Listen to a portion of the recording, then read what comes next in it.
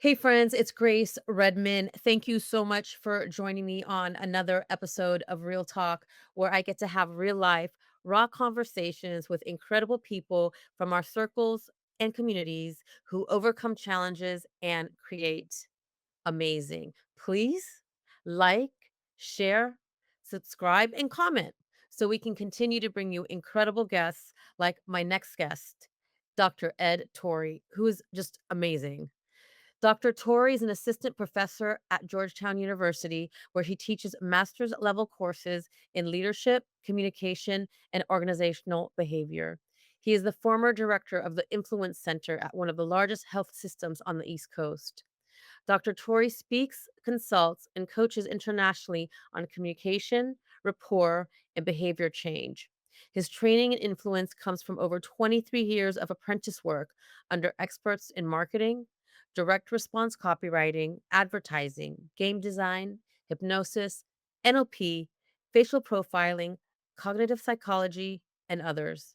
Dr. Tori is a board certified Dr. Tori is board certified in internal medicine. He received his Bachelor's of Arts in Africana Studies from Cornell University, and he's the father of 6 children. His oldest children grew up experiencing broccoli as dessert, and he will share that story with us today. Please help me welcome the incredible Dr. Tori to the show today. Thank you How for having me. Yeah, Thank you for having me. Yeah, this is great. This is my wonderful. pleasure. Thank you Yeah. so much for being here. I know how busy you are, so I appreciate you.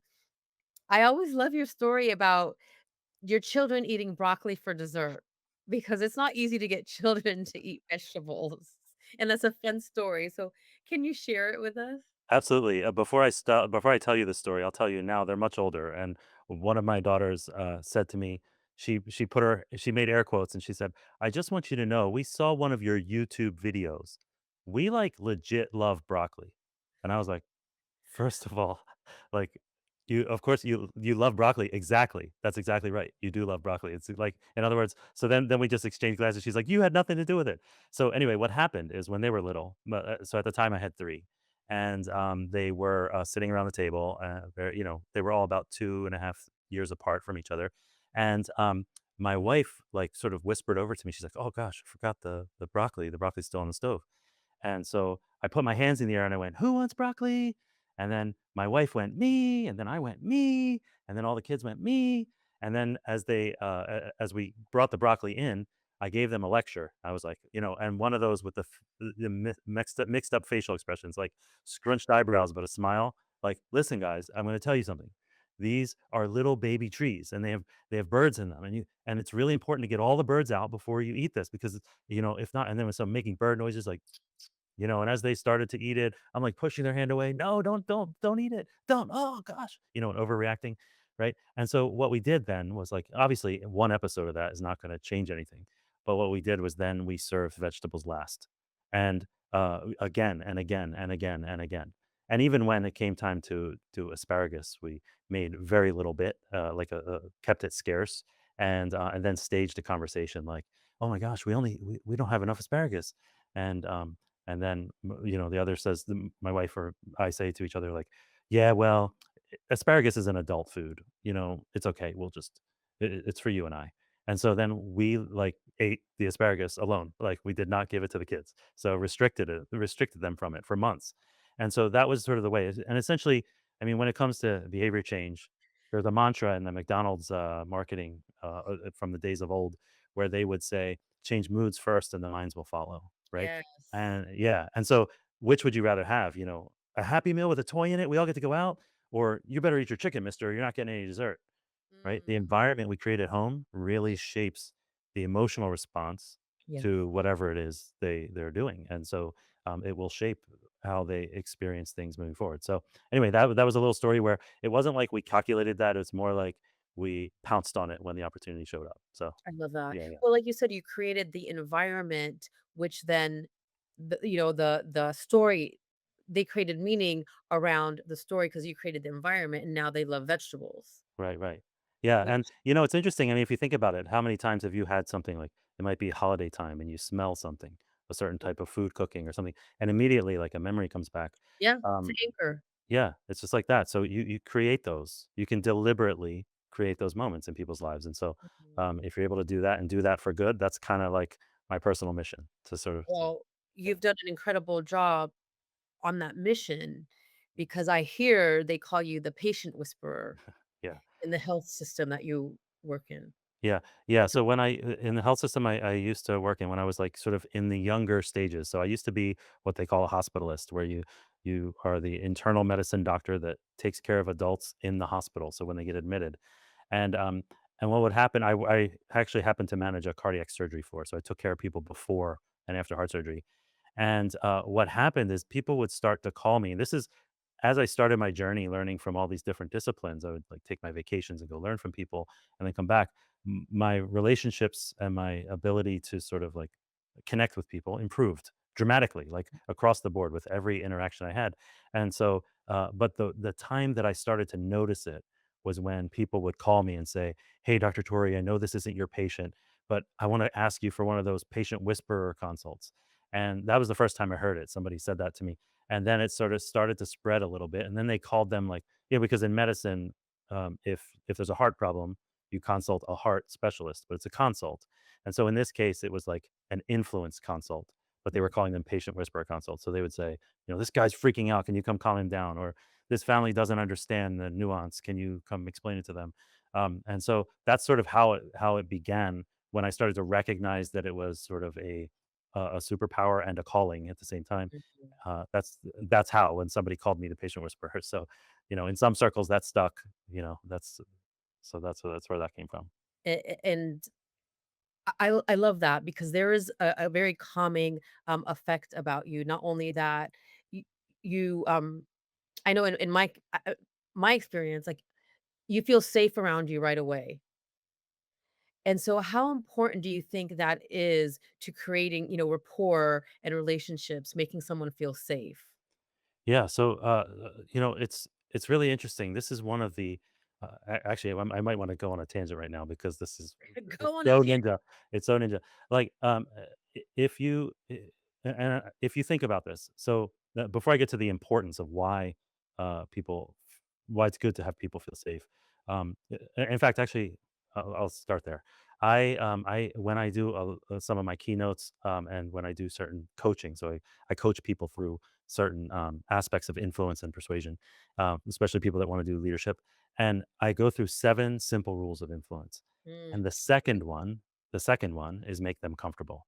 mm, You see, I'll tell you, as a father of 5 girls, I promise you, you won't get the truth from a teenage girl unless she's comfortable. Okay. mm, As a physician, you will not get a great history from a patient or their family unless they're comfortable. You will, if you're trying to negotiate, if you're trying to lead a team, if you're trying to influence up to the leaders above you, you will not get anywhere unless they are comfortable. Now, comfortable doesn't mean happy and content. Comfortable means, that feeling that you alluded to, that mm, safety, like, it's okay to be real right now. mm, mm, And so but the tangent that I'd like to get on is is that of the body language of listening. This is, like, incredible. So, if you think about it, your neck include everything inside of your neck. There's your airway, your jugular, your carotid, your esophagus, your spinal cord. All those things that go through there are vital. And so when we don't feel safe, we tend to cover it. We tend to protect it. That's where a predator would go, mm. and we show the signs when we don't feel safe, we'll cover it. We might stroke a beard even if we don't have one. I happen to have one, but we might put our hands on our chin. We might play with a necklace, pull the collar closed, pull the hair forward, pull the Interesting. vest close. Yeah, so we'll cover our neck when we're uncomfortable. When we are comfortable, and also this gets into the body language of listening, the when we are listening to people, it's interesting, normally have you ever seen an animal like a dog or a cat and they hear a noise and they cock their head like that? Oh, every day. I let Yeah, my yeah. yeah. So don't do that abruptly, but because that's just weird. But, but Just when we are listening to other people, we slightly tilt our head. mm, And when we yeah, you also just did it. And then also when we get really interested, we actually separate our chin from our chest. We, like, slightly expose our neck. It doesn't mean you expose skin. It just means that, like, because you might be wearing a scarf or something like that, but you separate your chin from your chest. and nodding.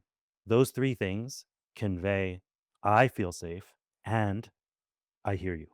And Yeah. so if you know, so that's incredibly powerful. You won't get to the next thing that you're trying to get to, whether it's connection, rapport, learning, that sort of stuff, leading, as a leader, you won't get there if you don't establish that sort of that comfort, that rapport.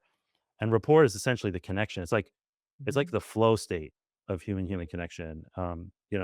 If Michael Jordan or LeBron James or Kobe Bryant, they're on the basketball court, their flow state is at their skill of playing basketball, right?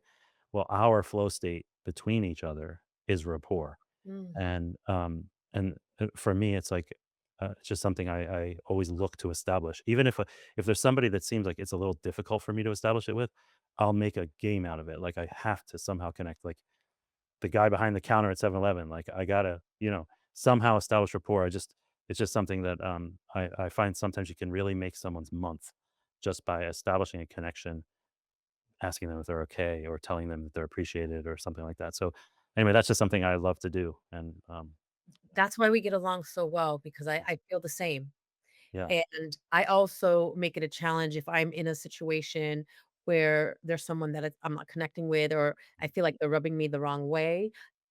I also challenge myself to go find the rapport, and it feels so much better afterwards. I mean, doesn't mean they're gonna be my best friend, yeah, but when I can make that connection and establish rapport, it feels good. yeah, yeah. So I'm with you. Like now you're speaking my language. Mhm. Big, but you said that was number 2, Mhm. having someone feel comfortable. What's number Yeah. 1? Oh, number one, this one, it's interesting. So for those 23 years where I studied different disciplines for influence and communication, all of them had this principle. Mm. And the first time I ever heard it stated this way was from a Tony Robbins talk where he said, manage your state. Oh, yeah. Manage your state. You see, because so many things are state dependent. Your word choice, your body language, the stories you have available to you, your memory. I mean, if you've ever gotten into an argument with your spouse, it's like you can think of all the violations, in the middle of the argument. Like that one time he did this, that time he did that, right? Like my wife's pretty good at it, by the way. I'm just kidding. I'm kidding. But you recall all the violations of the past, right? But what happens when you sit down to like write an anniversary card, like a really thoughtful message or something like that? And in that moment, you have different stories available to you. So managing your state before you enter a boardroom, before you get on a stage, before you have an end of life discussion, or before you talk to someone about their career path, or you counsel someone or coach someone, each one of those is a different state. Like before a comedian gets on stage, they're not, watching CNN in the Situation Room where the world's ending every 5 minutes. They're getting ready to deliver comedy, right?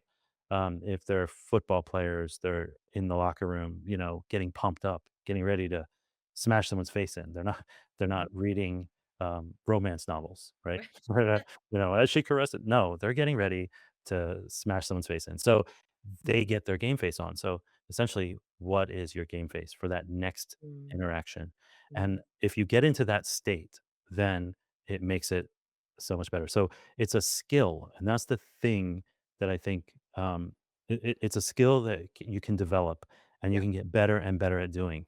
And each time you have a different situation, you can actually get to a point where you're able to do that quicker, Yes. and, Yep. and even in the middle of something, like in the middle of a situation. So I just find that to be incredibly powerful. And I think as I looked at all the different ways different disciplines express that principle, I think Tony Robbins said it the best with manage your state, because that is the thing. You have to Yeah. manage it. Yeah.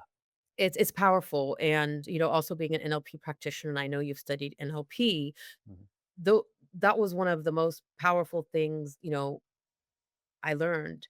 And what I realized as a child, to cope with my environment, I innately learned 1 to manage my state and 2 how to make people comfortable around me so I could survive. I didn't realize that those were, um, 2 principles that help you, in business to establish rapport. It just came innately for me to Yeah. survive. Yeah. Yeah. You just triggered a. It's really incredible. Um, as you were saying, like, to survive, I was thinking about, I grew up in a very poor urban suburb of Philadelphia, and, I remember I was in the playground of elementary school, and, I got into a fight with a guy that was gonna crush me. He was gonna crush me, and, so my way out was humor. It's Mhm. like, I don't know if you remember fights in the old days, you're shoulder to shoulder and you're just like talking I crap to remember. each other. And I was just like, I said something like, "How do I smell?" or something like that. Um, something like that. It's just like, and it made him laugh. And then I laughed. And then we just like it got out of it. And so I was just thinking like of all the different strategies we have Mhm. to adjust to our environments when we're facing them. It's just Mhm. really, I kind of view it like it, even though it's often coming in the face of trauma or difficulty or hardship, but it's also very beautiful to watch when you see it take place and you Mhm. see a situation smooth out sometimes, and it could have gone a very different direction, but Yes. these mechanisms are there, to get us through it. So, yeah, Yeah. they're powerful. They're Well, powerful. speaking of, the mechanisms that are there to get us through it, yesterday I was on another call. We talked about David Hawkins and the emotion scale Mhm. and how, love is all the way up there. Have you ever been in a situation where you diffused it with that vibration, with the vibration of love or peace or joy? Yes, yeah, actually, I think it's closer to my default. I don't know if that makes sense, but, like, Yes, it does absolutely make sense. yeah. Yes, So, like yeah, I mean, if you think, the concept of, a lot of people talk about matching and mirroring, okay? But they yes. don't talk about the next step. So, matching and mirroring is something we do normally when we have rapport. We match someone's body language. We might match even their cadence of speech. We might Mhm, match the volume of their laughter. We might match facial expressions, and we mirror each other naturally when we have rapport. But matching and mirroring, there's a second step, and this is where it comes. This is where therapists, people who change others' behavior, people, good leaders, those who diffuse situations. The next step is to pace and lead. So, in mhm. other words, like you start where they are, even if they're frustrated or angry, it's okay to be there. It's not okay to stay there. You gotta Yes. move them to a better place, right? So, where are you moving them to is Mhm, essentially the thing. And so when you first establish that connection, sometimes you might establish the connection around a frustration. Think mhm. about it like if you're in line at a grocery store and something's going on. Someone's, got 9 million coupons and they forgot their phone number for their loyalty card or whatever, and people are in a rush and they start complaining, whatever. In that moment, a lot of the people might be feeling frustration. It's okay to match them and their frustration in that moment, but if you can then move them to another place, you will Mhm, change the rest of their night, like with mhm. a joke or with something like that. Like just to move it to, as long as it's not a joke that harms other people. But you know what I'm saying? Like you might, Yes. for example, here's a joke that I'll say sometimes if that situation happens in line. If people are complaining about being in line, I'll be like, I mean, how do you think I feel? I mean, I've grown a beard since I got in this line, right? Like, and then they go, oh, they laugh, right? And then it, like, diffuses it, and then I'll change the subject. Like, we'll start talking, we're Mhm, like, "Oh," so, mhm. So it's like the break state.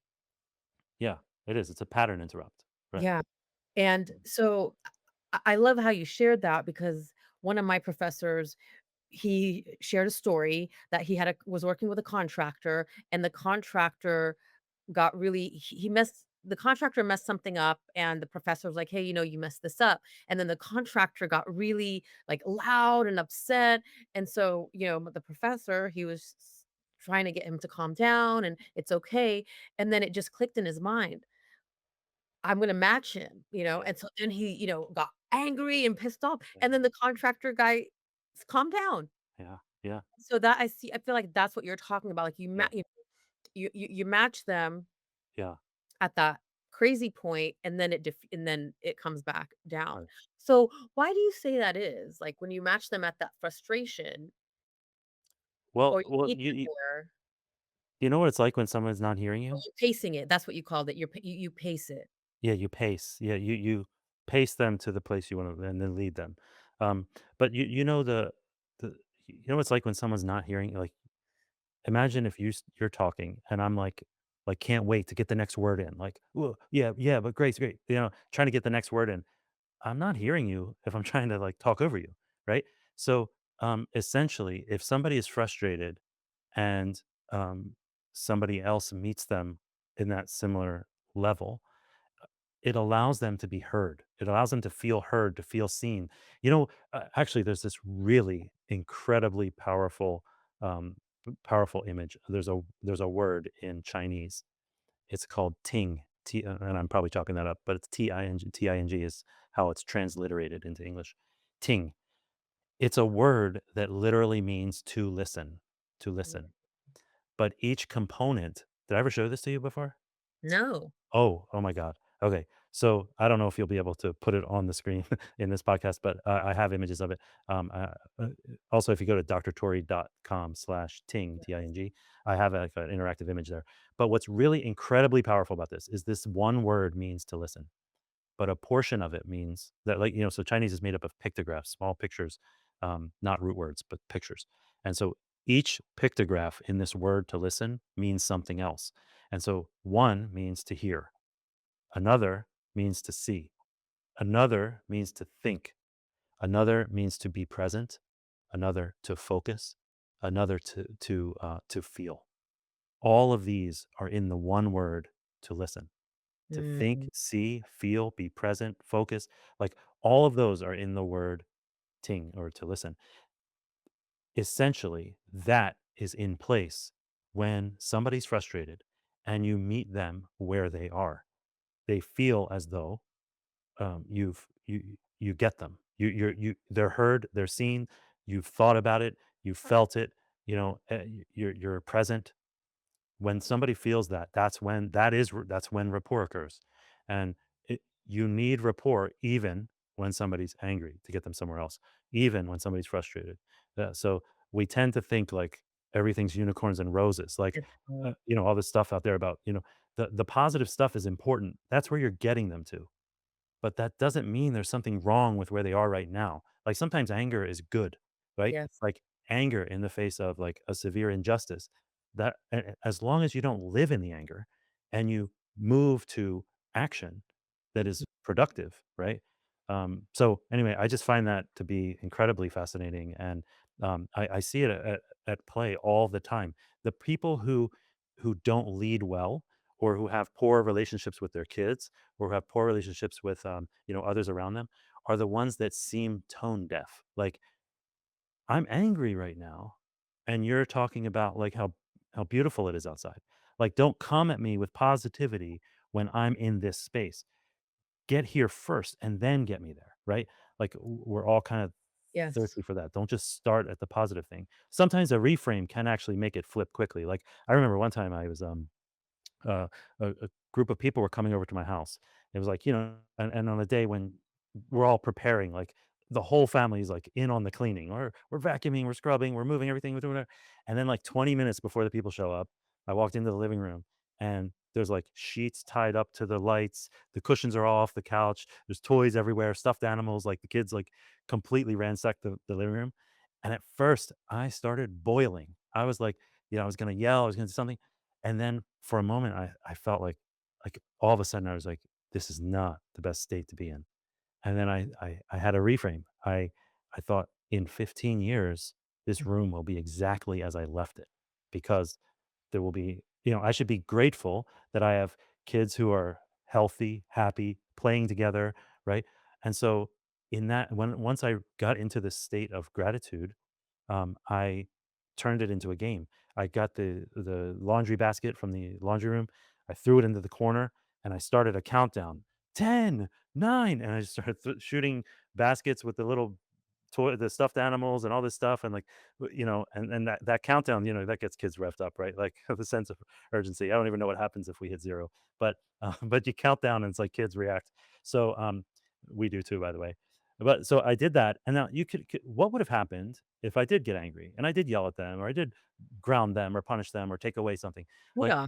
the next 20 minutes, people start showing up. Kids have dirt streaked tears down their eyes, Right. can barely breathe, right? They're doing the cry breathing. And I'm like, "Oh, I'm so glad you're here."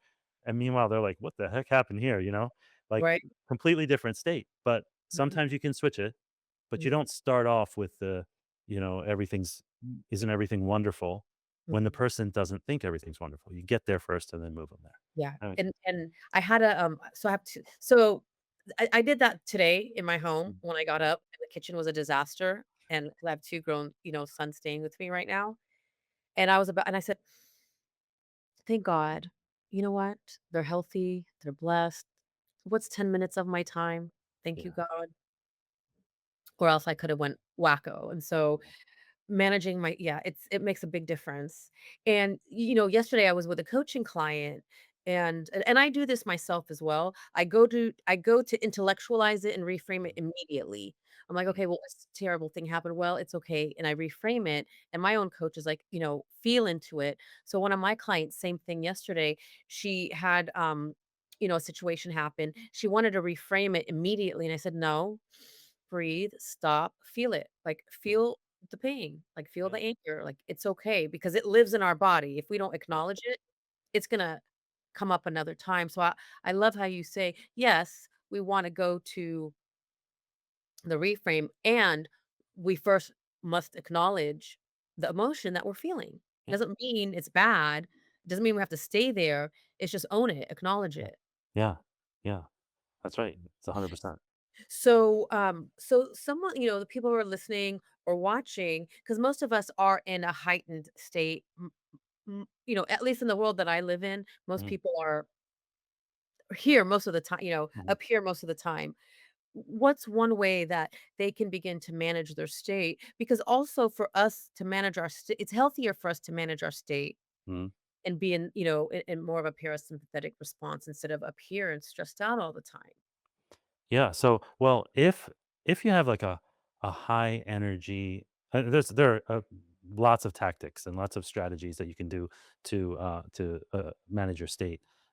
Sometimes it might be habits that you have, like it might be prayer, it might be a cup of tea, it might be like those things. They can actually help manage your state. You don't realize they're doing it along the way, but they actually are because that's where you get into your comfortable space.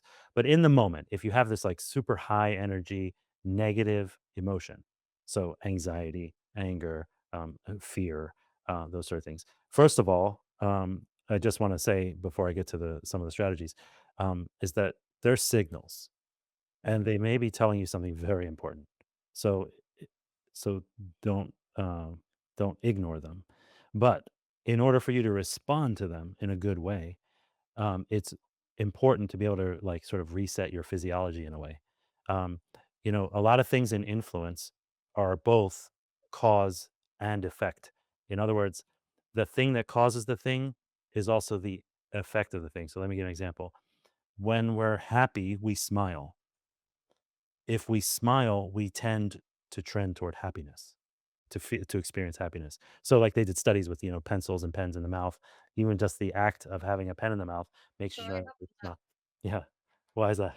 No, because it's good, like, I love that. Yeah, yeah. I mean, there's another one with rapport, by the way. It's like, they call it the eyebrow flash. It's an instant rapport strategy. So if I hadn't seen you in a long time, and then we're in some airport somewhere, and we look over, and I see you, you see me.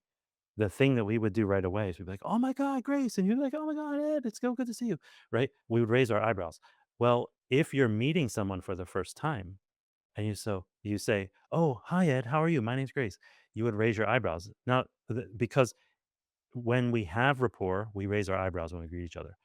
When we when we want to induce rapport, we can raise our eyebrows. Now, don't raise them up and leave them there like you're going to board the mothership, and don't and don't be slimy and go up and down. But the point is like cause effect is cause. Did I just make you choke? Yeah. No, Oh, laughing. but the point here is like so what makes you like so we're getting back to the anxiety or fear or anger. When you have that high state of negative energy, you want to bring it down. One way to bring it down is to saturate your attention. Okay, so and how to do that? There's a strategy. that I learned from some psychologists and mental health coaches in the place I used to work, which was in like a center for well-being. There's a strategy called 5, 4, 3, 2, 1. So it turns out that our brain can only handle 5 to 9 things that we can be conscious of at any time, Yep. right? At any one time, we can only be conscious of 5 to 9 things.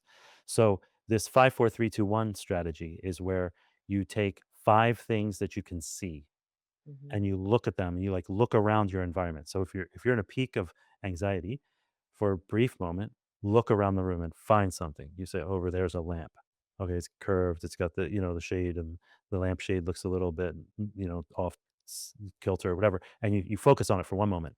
Then you pick something else and you focus on that thing. And then you pick something else and you focus on that thing. You do five.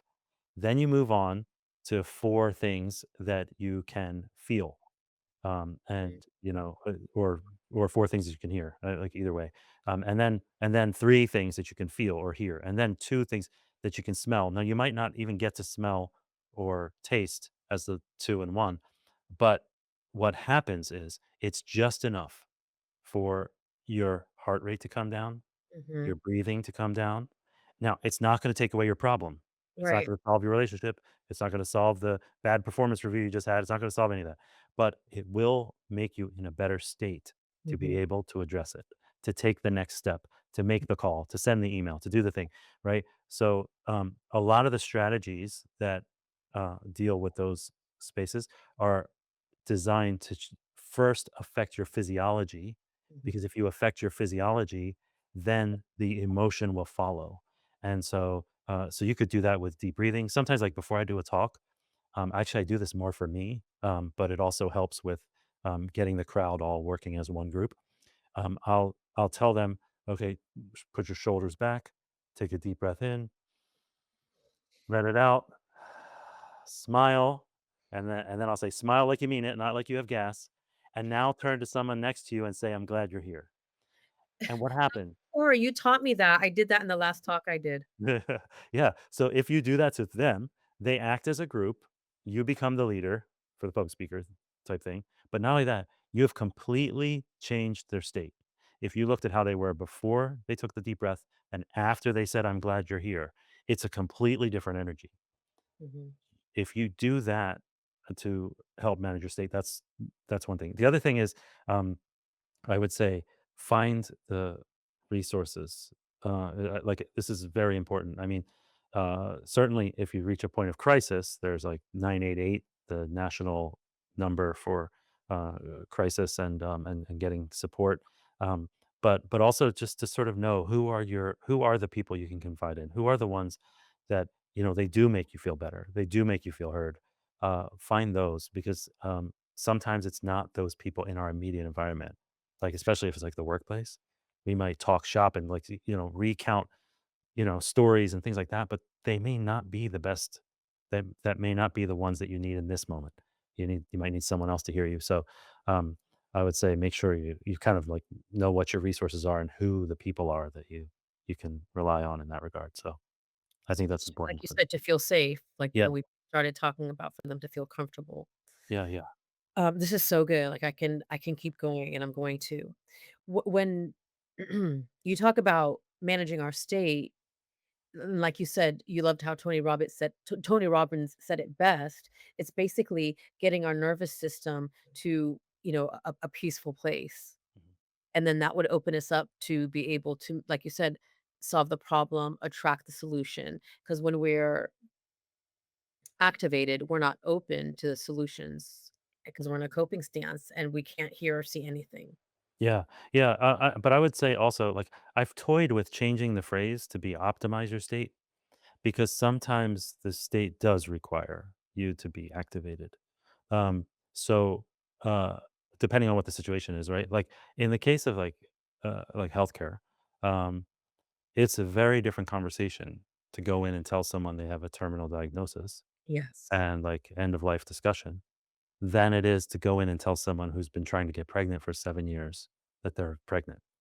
Those two states are very different. Mhm. And so if you walk in like end of life discussion to tell someone they're pregnant, or vice versa, you walk in to tell them like that state, you see that mismatch will shatter rapport, and it will take a very long time to recover if your state doesn't match the scenario that you're facing. Mhm. Um, so that's an important part of managing states. Like, I agree. yeah, yeah, I know that, in 23 years, you've done so much studying on influence and communication, and it's amazing. Like, I can geek out with you forever. Um, what's when we talk about rewiring our brain, because, they say you have limiting beliefs and we can rewrite the story. How can we begin to rewire a belief that's so deep rooted to our identity? What's the one step that we can take? yeah. Well, so it's really interesting. There are lots of paths to take here. I think it's important to realize first that um, a lot of things out there will tell you that your thoughts lead to your behaviors, which lead to your habits. But sometimes you start with the behavior. In other words, if you do something, that can affect your state. If you're in a certain state, it can affect what you do. So they are bi-directional. And it's really important to remember this because sometimes, anyone who is like a runner, they know that if they don't run that day, they feel off, right? The act of running gets them into a state, right? And sometimes they need to get into a state to get up out of bed to go running.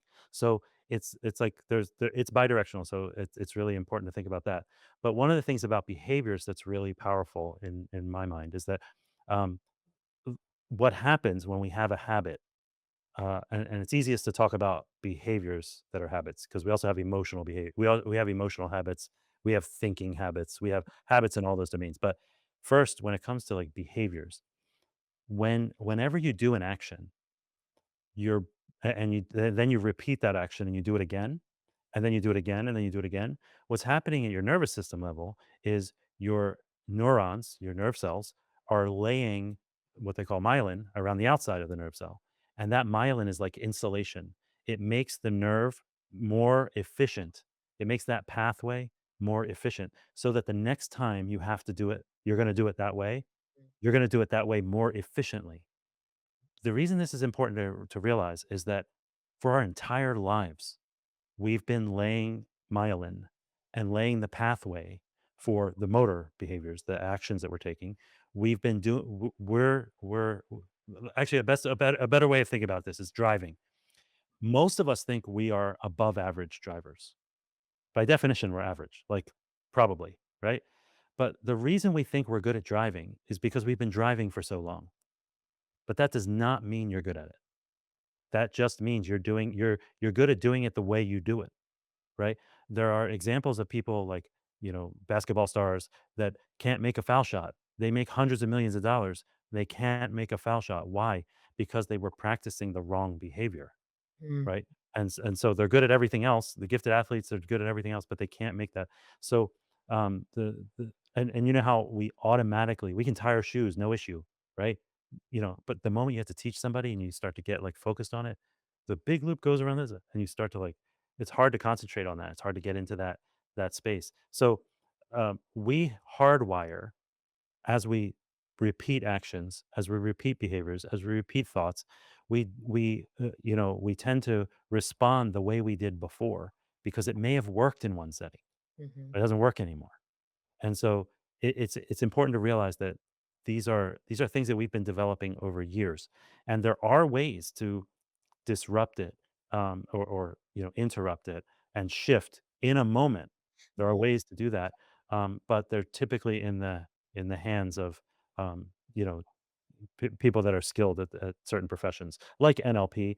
Like there happens to be a domain that I think is the highest yield influence domain I've ever studied. It's called conversational hypnosis. I was gonna ask you about that next. Oh man, it is powerful. It is like so. Powerful. My first path was like I was trying to leave medicine, so, like, I wasn't sure what I was gonna do, so I started some online businesses. I had, like, a medical humor company, started to have a little bit of success with it, and, I decided I needed to learn marketing, so I called up, like, a semi-famous marketer and, like, went out and studied from him for, like, a week or so, and then, touched base multiple times, and then studied what he told me to study for, like, a year, and we kept in touch, Mhm, in the first few years. Then the next year, I did that to direct response copywriting, But because marketing and direct response copywriting both referenced hypnosis, I went and tried to learn hypnosis. So I found a local teacher, and then I went on to study from the couples others that are international. And one of those taught conversational hypnosis. So I studied sort of the traditional hypnosis, then I studied the Ericksonian hypnosis, and then conversational. Now, if there's a real world Jedi, it would be the conversational hypnotist. Mhm. And I Agree. think their model of conversation is so powerful.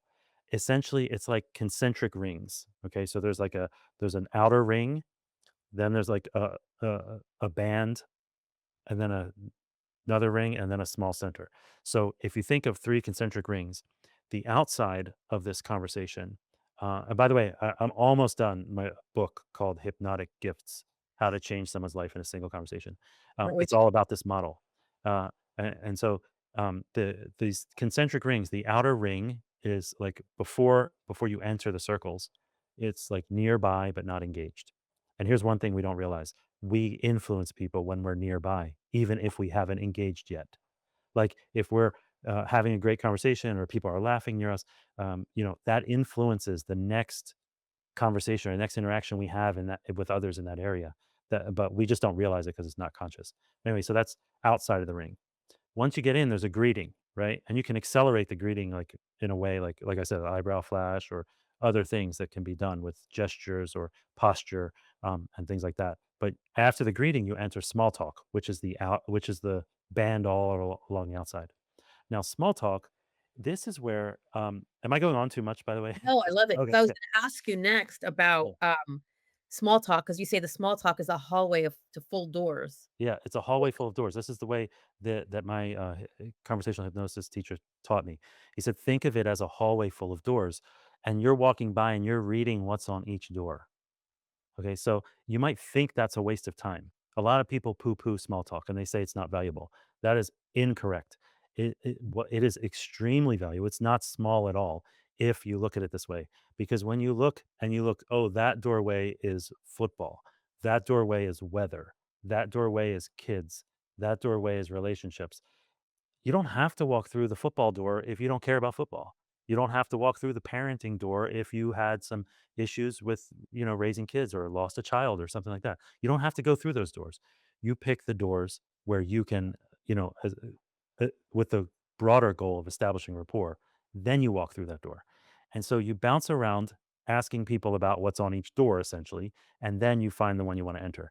Once you enter, you go into the next ring with rapport.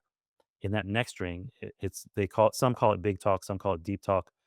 But while you're in deeper talk, that's where you find their problems, you find their gifts, their successes. And what's really interesting is that oftentimes, because each one of us is a single person, we have these parts of us and parts of our lives that we can't see from the other part. In other words, like if you have a problem or a challenge, imagine it's in one room and you're talking about something over here and your success in your career or your success as a mom or something. You're in another room. So you can't really see that your success as a mom might help your success over in this other room. Mm, Right? So the job of the conversational hypnotherapist, and most therapists, I think, view it this way. They find the problem states and they find the solution states or the resource states, and they just help them bring it together. And they might mhm, bring it together with story. They might bring it together. I once had a patient. I walked into his room, and he was kind of down, but like I looked on the wall in the hospital, all the pictures on the wall were cars, mm, and I was like, that was kind of unusual to me because most people put like, their grandkids or something like that, right? Or cards from people or something like that. These were pictures of cars. And so I was like, hey, what's going on with all these cars? Wow, these are beautiful. And he started talking about them. And it turned out he restores old cars. And I then got to the point where I started asking him, I was like, when I came in here, you looked down. And he's like, well, I'm about to have heart surgery, and my I haven't had contact with my brother like in 15 years, and I just kind of wish I could say I'm sorry and talk to him and whatever. And so what I did was in this conversation, I didn't go right after what he should do to reach out to his brother. I just brought together the concept of restoring old cars and restoring old relationships. He took the analogy and ran with it and Mm, was able to reach out to his brother, right? Like you don't have to tell them this is your next step. This is the next step in the algorithm. Sometimes all you have to do is let them see that this thing over here and this thing over here, the solutions are there, right? mm, I know nothing about cars. He wants just making the connection, restoring old cars, restoring old relationships. That connection, once that happens, he can run with the metaphor mm, and mhm, his own brain will solve it. He won't even attribute it to me. That's the mm. beautiful thing about conversational hypnotherapy is like they don't even attribute it to the person they were just talking to. And they won't Okay. even know, like, the people who are really gifted at conversational hypnotherapy, they're the ones that you just sort of, like you want them in a meeting and you don't know why. Like, Mm, that person should be on our team. I don't know why, mm, like, yeah, sure, they don't have the title, they don't have that skill, but there's something about them, they need to be at the table. mm, It's mm. typically because they do this. They find a way to bring something here, and, like, you have chocolate, you have peanut butter, let's bring them together, and they do it in a way that, like, everyone thinks it's their own idea, I love but that because they it's the attach it to you. yes, Yeah. the questions that they're asking, um, and like I heard you say, like the metaphors that they're using. Yeah, that's brilliant. And conversational hypnosis is very powerful, and we don't realize that some of the best leaders are using conversational hypnosis, and we don't even or in marketing or the commercials or so that's why it's fascinating. And I also studied hypnosis. I think hypnosis is so powerful. Yeah, me I don't too. give it enough well, I don't wanna say credit, but because when we think of hypnosis, we think of, the guy on the stage with the puppet, Mm. not realizing, like, how powerful it is. But also, I know that some people say it's manipulation. However, when it's done with integrity, it's extremely powerful. Yeah. Yeah, and also I think about a few things when it comes to the dark arts, if you will. In fact, I actually have a training that I do called Defense Against the Dark Arts of Influence, where like, toxic relationships, unwanted advertising, propaganda, that sort of stuff. There are times where it crosses a line, and there are some signals that when something crosses the line. The first is intention for the person influencing the others. Mhm. The second I would say is like is the social contract. In other words, like if I'm talking to my wife and I have an understanding. Like our goals are aligned. We're trying to, we're trying to like raise a family and, establish our finances, do whatever, right? Like so if I try to and you think about like in a patient doctor patient relationship, they're coming to me as a physician for their health and their well-being, right? I and so that's part of the social contract. If I start trying to sell them on a cream or a medicine or something like that by using my authority as a physician to sell them on something that violates the social contract, that's when it crosses the line. The intent and the social contract. And I would also add any element of deception. Now, that doesn't mean you have to tell them everything. By the way, so some people I think confuse like transparency, for example. If I let me give you an example. If I'm talking to a patient about medicine, I'm not talking to them about their phospholipid bilayer and all the biological stuff that's going on and receptor sites and where this is processed in the liver. That's too much information. They don't need to know it. Because of the social contract, they're coming in with a certain level of trust. And I'm revealing whatever is will serve them best. It doesn't mean I'm hiding information. It just means that I'm not talking to them in jargon. And Right. so I think that this is part of it is like when it comes to deception and underhandedness and all that, a lot of people think, well, we should, if you're doing it intentionally, that makes it evil. And I don't agree. Let me put it this way. I'll tell you, like if you look at it like Coca-Cola, Anheuser-Busch, Philip Morris, Burger King, McDonald's, um, you know, PlayStation, the entertainment industry, the gambling industry, pornography industry, they're all using influence and Absolutely. persuasion to Absolutely. change the way people feel about things. Mhm. Now, we can let them win. They're devoting billions of dollars to, to changing how we feel things. Like even what we think is beautiful, what we think like all those things are being shaped. deliberately. Now, they are using billions of dollars to do that. Don't you think we have a duty to push back? Like, if you're Absolutely. a parent, it's your job to push back against those industries. If you are a physician, if you are a teacher, if you're a, a rec league coach, like, it's your job. That's your job. So your job is influence. There is like, if you have a friend who like needs some consoling and they just had a breakup or a loss or a tough diagnosis, and you go over, like, what are you there? Are you manipulating them? No, you're trying to get them that you're comforting them, you're helping them make good decisions, you're doing like, that is influence. Yes. That is persuasion, that involves rapport.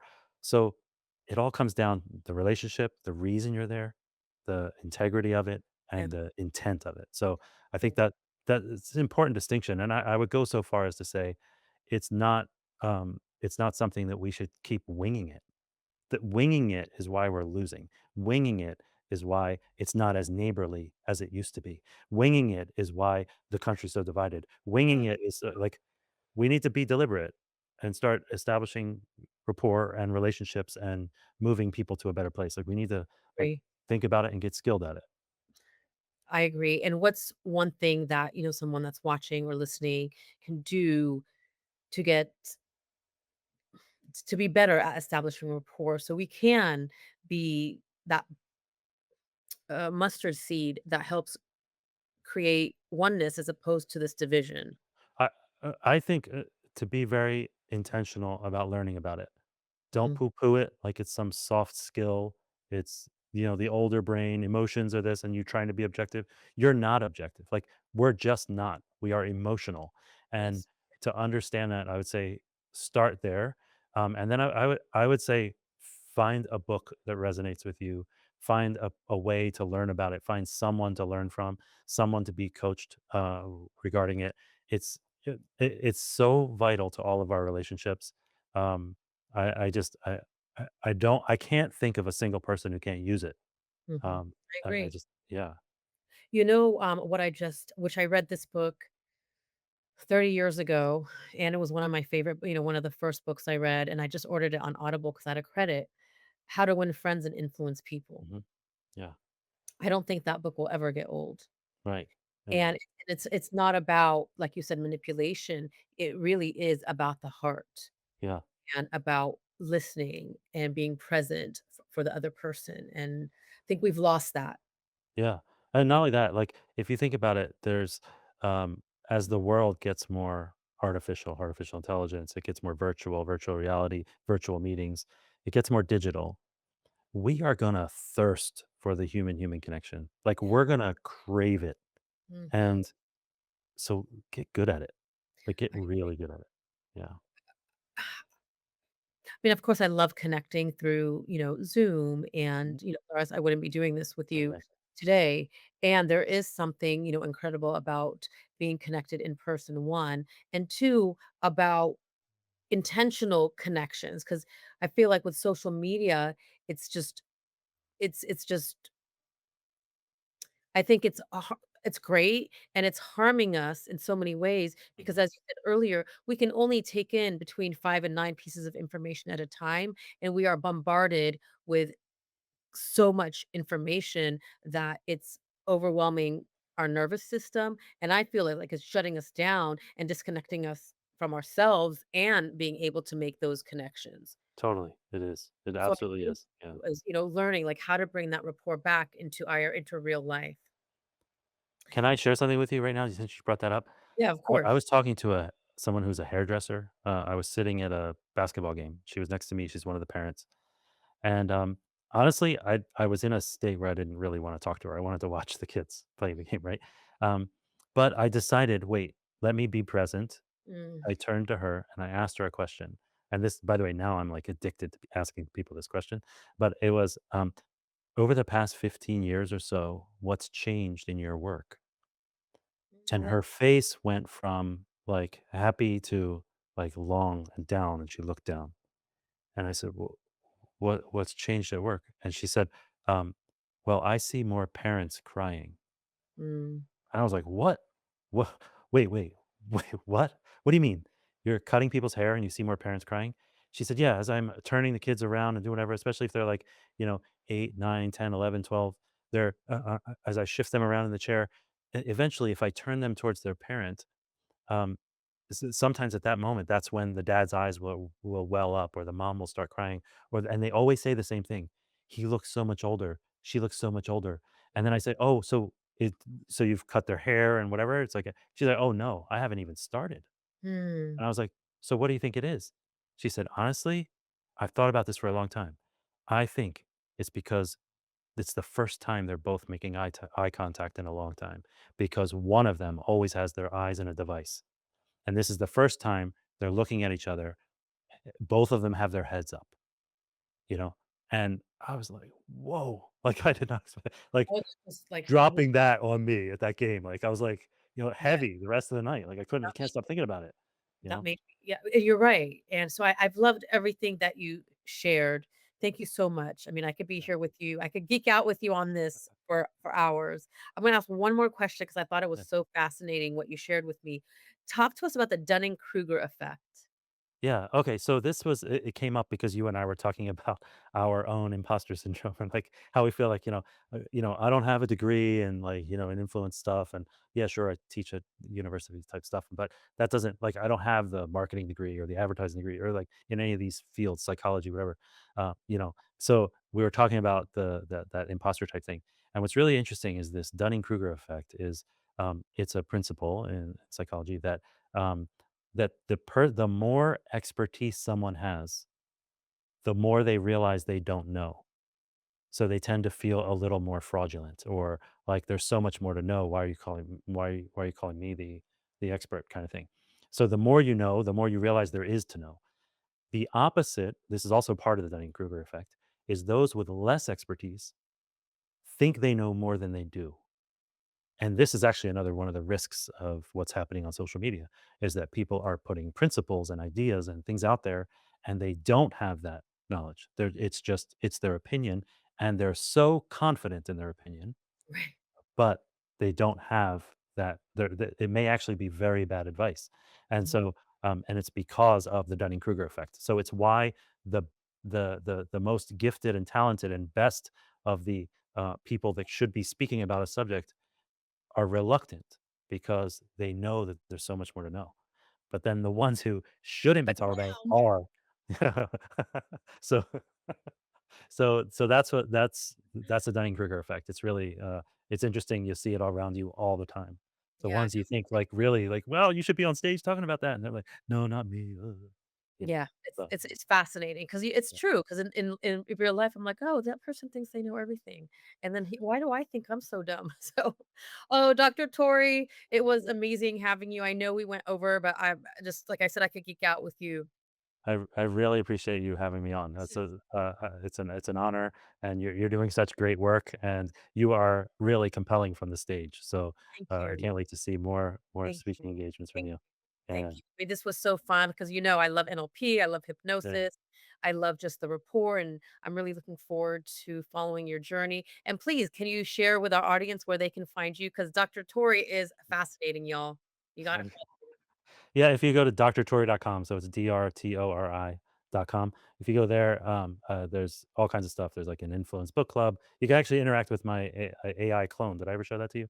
Essentially, just as I am here now talking to you, you can ask my clone questions about influence. I trained it on the last, 23 years of frameworks and stuff. So it can answer you in multiple languages, but it's all based on what I've trained it on. So, yeah, so that's all there at that site. And I, do coaching and do speaking. So I might see you from the stage as well. Yes, So yeah, yes, he's amazing. Follow him. We'll also share your information. And as always, thank you so much for joining us. We appreciate you. And please like, share, subscribe, and leave feedback. We'll definitely come back to the questions. Until next time, we wish you an incredible, blessed day. See you soon. Hey, love, thank you so much for listening today. I am so grateful for you. I'd like to show you my appreciation by gifting you a free forgiveness self hypnosis audio download. Part of living the fun and fabulous life is practicing forgiveness. Forgiveness can be such a long and challenging process. My intention is that this forgiveness audio will help you in practicing forgiveness, especially with yourself. Grab it by visiting daretoachieve.com/forgiveness. For more inspiring tips, make sure to connect with me on social media. Drop me a line on Facebook or Instagram at Grace Redman Dare to Achieve. Until next time, keep moving forward towards living your fabulous life.